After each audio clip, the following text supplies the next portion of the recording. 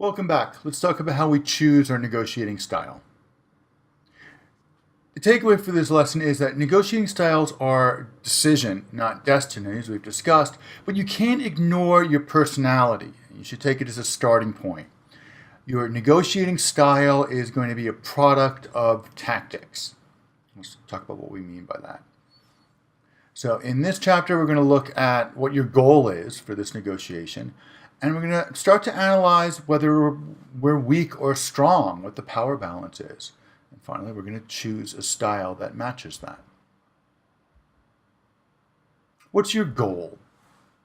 Is this a one-off transaction? You're never going to see this counterparty again, or is it part of a long-term relationship?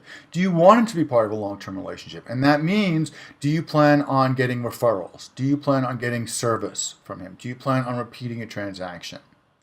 Then you've got to decide on what style is going to help you the most. If you need a relationship from this negotiation, from this counterparty, then you have to start planning on that from the very beginning. And you have to build that into your style. Next, what's the power balance? Are you weak or are you strong? The key to this question, strong or weak, is do you have alternatives? And how much do you need this deal? If you are going to the other side, if the other side's a customer and you don't have enough customers and he's a big potential client, then you need this deal and you have to build that into your style. If, on the other hand, you have more counterparties than you have time, then you could be a little bit pickier and you don't really have to be quite so accommodating. So you have to ask yourself the question, what happens if you don't get this deal? Selecting your style. If you need this deal and you have no alternatives, then you have to plan on being accommodative to some degree. So here we're back at the style chart, and we're going to call this profile, I need this deal. And you can see that we are focusing on the bottom right. You're going to be compromising when you can, but you are probably going to be doing some accommodation to your counterparty.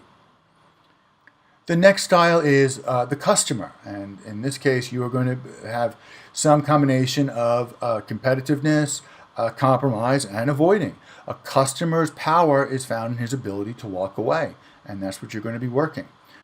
This is especially true for those of you who don't consider yourselves to have dominant personalities and who don't love confrontation.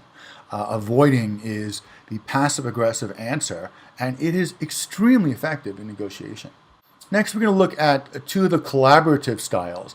And this one is a partner style, but it's a senior partner. And in this case, you are going to be combining competition or competitiveness with collaboration, and then, of course, compromise in the middle. You're going to use collaboration to get the relationship, and then you're going to use competition to get the position, the upper hand within the relationship. So you're going to collaborate and saying we're in the same boat.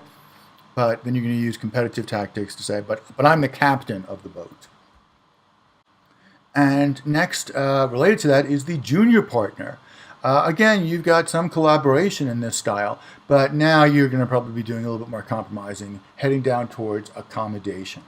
So you're going to start off as the collaborator, but you're probably going to have to give ground, you have to compromise and maybe even start yielding and accommodating in order to get this deal.